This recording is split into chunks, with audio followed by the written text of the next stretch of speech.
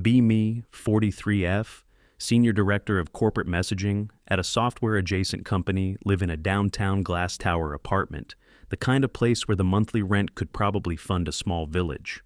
But hey, the view of all the other glass towers is luxury. Inside, looks like a furniture showroom threw up in grayscale white counters, gray couch chrome. Accents, everything perfectly lined up clean in a way that almost feels clinical. My friends, mostly women, call it goals. I have a master's in communications, grew up in the 90s prime era of girl power CDs, riot girl energy, and third wave feminism. Warming up spent a lot of my teens believing the future belonged to us. The story in my head was easy. Men ran everything, they made a mess of it. Now it was our turn to fix the mess in college. My dorm walls were covered in posters of rebellious women and slogan art stuff like well-behaved women rarely make history. Dated a musician for a while. Of course I did. Classic broke artist package, shoulder-length hair, acoustic guitar, always writing raw lyrics in a notebook. At first I thought he was deep emotionally available, cried during sad movies, listened when I talked, felt different from the usual guys. Then after a while all I could see was zero ambition. I was mapping out internships and career steps. He was mapping out his next coffee shop. Started to resent him, broke it off, told my friends he was dead. Waite said he couldn't handle a strong woman with plans. They all did. The supportive nod, thing felt neat, felt correct, fit, the whole world view. I was building. Then came my 20s, full girl boss era. I clawed my way up the corporate ladder. One rung at a time, worked longer hours than the men around me worked harder. 2. Had to be sharper just to get the same credit. The boys' club was absolutely real golf invites. I somehow never got casual drinks after work, where actual decisions got made inside jokes. I wasn't in on it. Fed this righteous anger in me, made me better at the job. Honestly made me meaner, too. Dating during that stretch felt like a case study. I kept repeating there was. The finance guy loved how driven I was, right up until my income passed. His suddenly I was too intense. Suddenly I wasn't warm enough. Suddenly ambition was unattractive when it wasn't his. Then the nonprofit guy, very progressive, very online, could talk for hours about systems. And theory also somehow expected me to manage every emotional conversation and every life decision. Apparently what he really wanted was a replacement. Mom who could also argue about Foucault over dinner. Then the divorced dad said he wanted something low pressure, which translated to convenient sex, plus free therapy about his ex-wife. Every failed relationship became another exhibit in my mental trial, another brick in the wall, another data point, confirming what I already believed. Men were intimidated by successful women, or emotionally stunted or selfish. Usually some combo of all three. I'd retell these stories at brunch with my girlfriends, bottomless, mimosas, sunlight, collective eye rolls. Can you actually believe this man?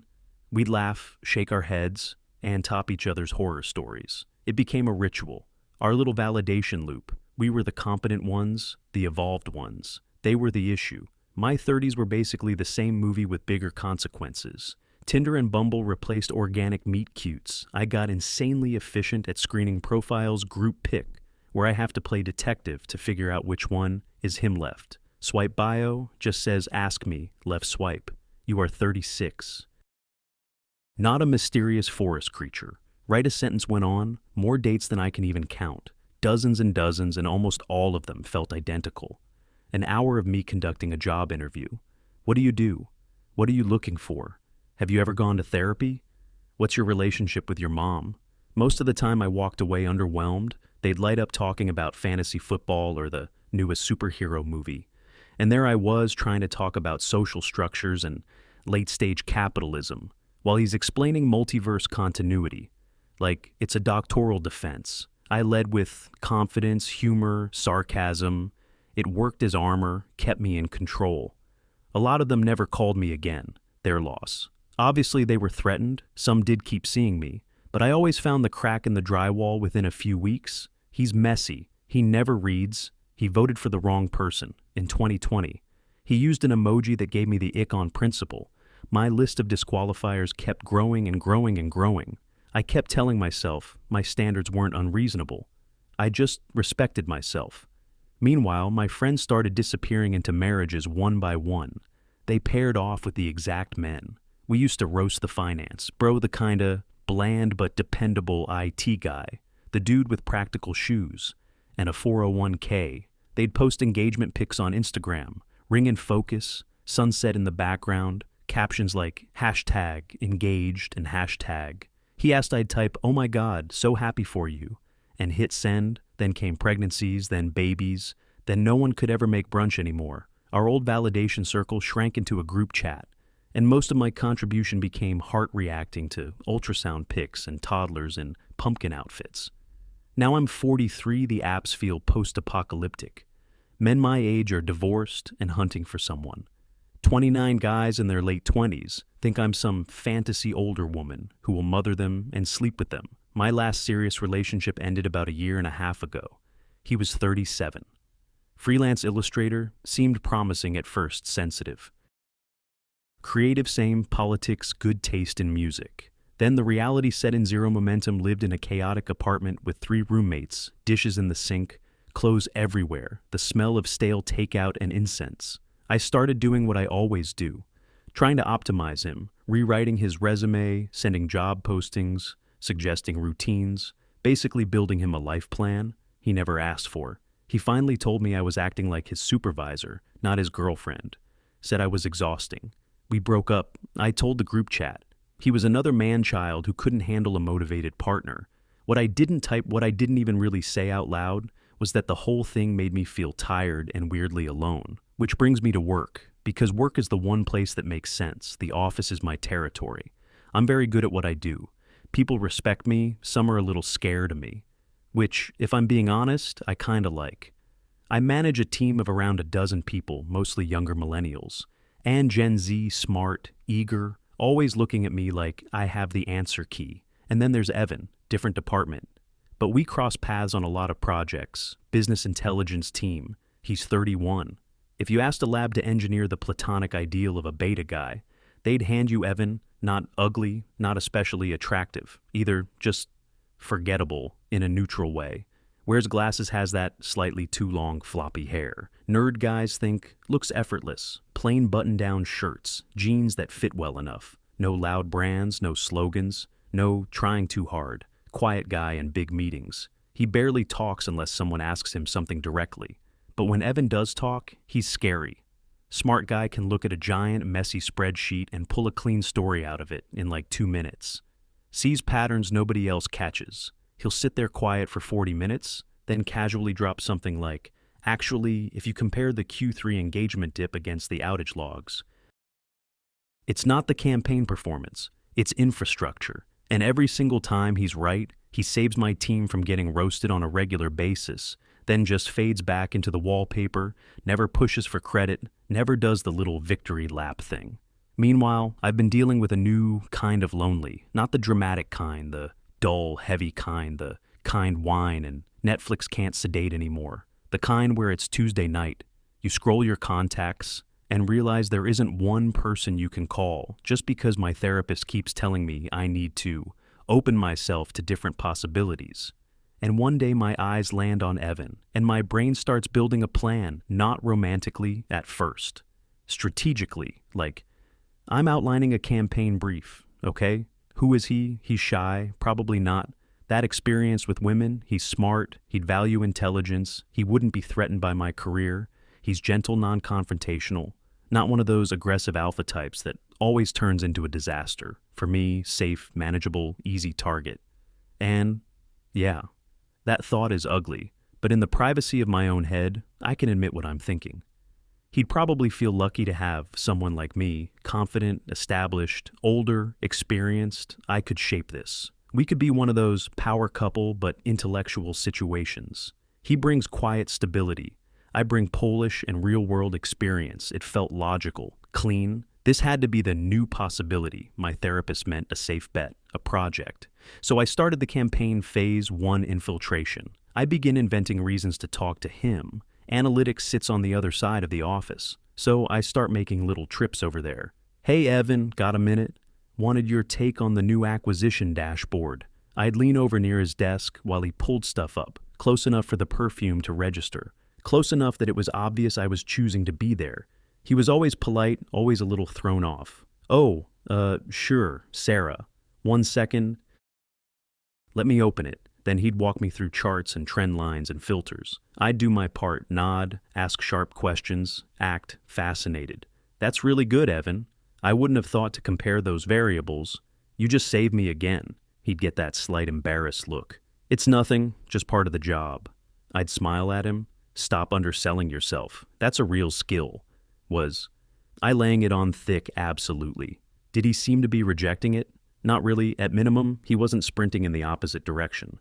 Phase 2, build a routine. I start bringing him coffee, very casual, this is no big deal. I was already getting one. Figured you might want one too. You guys always look buried alive in spreadsheets over here. The first time he looked genuinely confused, like I handed him a rare artifact. "You don't have to do that." "I know, I wanted to. Consider it a thank you for saving my team last week." He took the cup. "Thanks, Sarah. That's really nice. Score.exe. Then I do it again the next week, then again once or twice a week.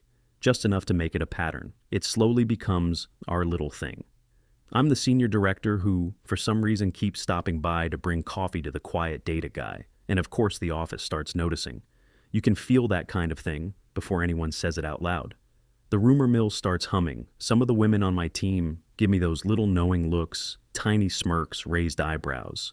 And I get this rush from it because I feel in control, like I'm producing the story, while everyone else watches. I start collecting small facts about him. He listens to podcasts on history and economics at his desk, headphones on, spreadsheets open. He's really into gaming, but not frat boy gamer stuff. Not sports games, not military shooters. I overheard him talking to one of the engineers about some brutally hard fantasy game, Elden Ring. I think they were discussing boss patterns and stat builds, like they were analyzing battle plans, total nerd conversation, but he was talking with this quiet intensity that made him sound more alive than he ever did in meetings. And weirdly, that just confirmed my whole read on him. Classic nerd safe. He's not out in bars, trying to pick up 22-year-olds. He's at home in sweatpants, fighting digital monsters for 6 hours. Perfect. My internal monologue is doing Olympic-level mental gymnastics at this point. I'm basically congratulating myself for being so open-minded. Look at me, successful woman in her 40s, giving a real chance to a shy, nerdy guy in his early 30s. So generous, so evolved. Most women in my position would be waiting around for a surgeon or startup founder.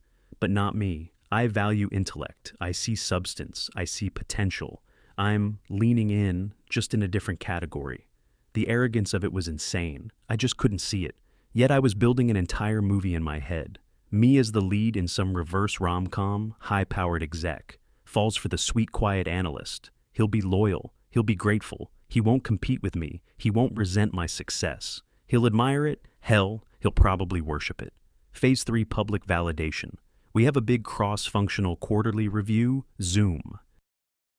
Obviously, 20 faces in little boxes like a corporate Brady Bunch. My team is presenting the Q3 communication strategy, and it is not going well. The VP of product starts grilling my senior manager over the campaign. Numbers, recent engagement metrics are on screen. They look bad. At first glance, VP is visibly annoyed. My manager is trying to explain and absolutely drowning. I can see the panic sweat through the Zoom compression. Everyone gets quiet in that fake corporate way. The awkward kind where nobody wants to make eye contact, but everyone is staring. Then Evan unmutes, his little square lights up. If I can jump in for a second, voice calm as ever. No panic, no ego. He shares his screen. One of his dashboards appears. Looks like alien math to me. Charts, filters, tabs, tiny labels everywhere. But apparently it's wizardry. He starts walking everyone through. It says our campaign is actually beating benchmark by around 14%. When you isolate the intended audience, the ugly overall average is getting dragged down by a bot, wave that hammered the login page earlier that week. Not a messaging problem, security problem says. He already flagged it to engineering. Then silence the VP blinks at the screen. Whole tone of the meeting changes in like 3 seconds. Oh, well that's good then. Thanks, Evan. Evan gives one small nod, stops sharing mutes himself, and disappears back into the grid, like nothing happened. Just like that. My team is saved, I am saved, and I get hit with this weird surge in my chest. Part relief, part attraction, part something uglier, ownership, like that's my guy, my quiet little genius, just rescued the room. Later that same day, another team is presenting some younger guy, maybe 24 or 25, is talking about strategy for younger male users. I'm riding high at this point, feeling sharp, funny, generous, like I can do no wrong. I unmute to make what I think is a playful comment, something light, something witty. We should remember who we're talking to here, I say. Laughing a little, all the Zoom boxes turn toward me. Men in their 30s are basically still kids, just with retirement accounts. Guys in their 20s are pretty much babies. You have to spoon-feed them everything, I expect. At least a few laughs, maybe polite corporate chuckles, something a couple of women on the call do the tight, awkward smile thing. Most people just go. Still, the vibe drops straight through the floor. I glance over at Evan's square. He's not smiling, not laughing, just looking at the screen. But his face is different. Not angry, not offended in that dramatic way. Just disappointed, deeply disappointed, like I just broke something in front of him, like a kid realizing the magician was using a trap door. It only lasts a second. Then he puts the neutral face back on, but I saw it, and for some reason it lands hard, which annoys me immediately. Why do I care? It was a joke. People need to relax. That's what I tell myself anyway.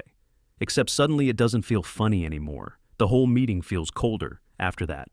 I mute myself. Fast, my face is hot. The rest of the week gets weird. Thursday morning, I do my usual coffee stop and walk over to his desk. And suddenly it feels less like a move and more like a walk of shame. Hey, got your usual. I try to sound breezy normal, like nothing happened. He looks up from his monitor. Oh, thanks. Sarah, you didn't have to. Same words as before, different tones, still polite.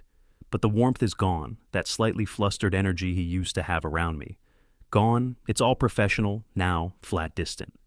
He takes the coffee turns back to his screen, almost immediately. No small talk, no smile, no, how's your morning? I stand there for a second, waiting for the opening, nothing, just the sound of keyboards and office air conditioning. I go back to my desk, feeling weirdly rejected, which feels ridiculous. This is ridiculous. He's the quiet one. I'm the one running this whole dynamic. That's the story in my head anyway. So, my brain starts damage control. He's probably busy. He's stressed that VP has everybody on edge this week. It has nothing to do with my totally hilarious and definitely accurate joke. Friday comes phase 4. The ask my confidence has a crack in it now. But arrogance is a great spackle. I cover the crack and keep moving. He's just shy. That's all probably got awkward. After I joked around in a meeting, doesn't know how to respond. He needs me to lead. Obviously, I catch him around 5:30.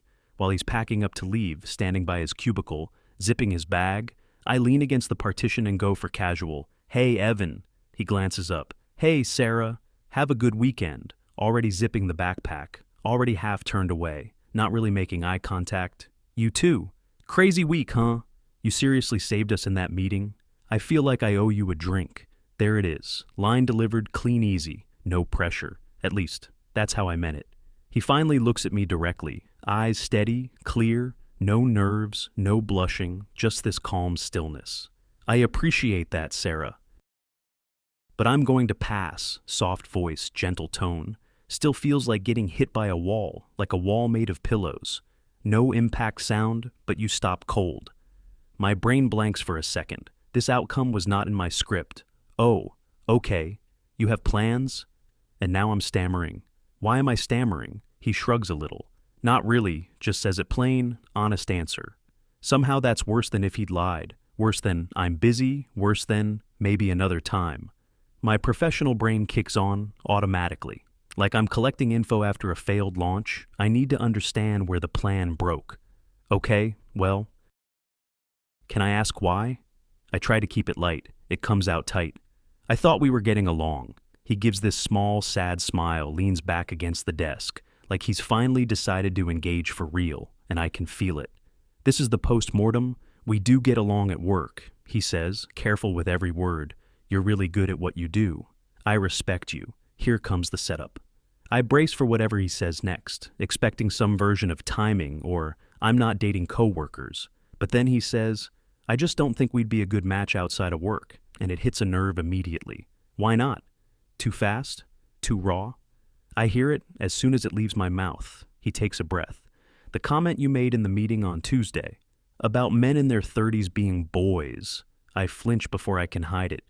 Evan, that was an office joke. I was trying to be funny. I know you think it was, he says, and he's still being so calm about it, which somehow makes it worse. He's not attacking me, not lecturing, just observing. But to me, it didn't sound like a joke. It sounded like what you really think.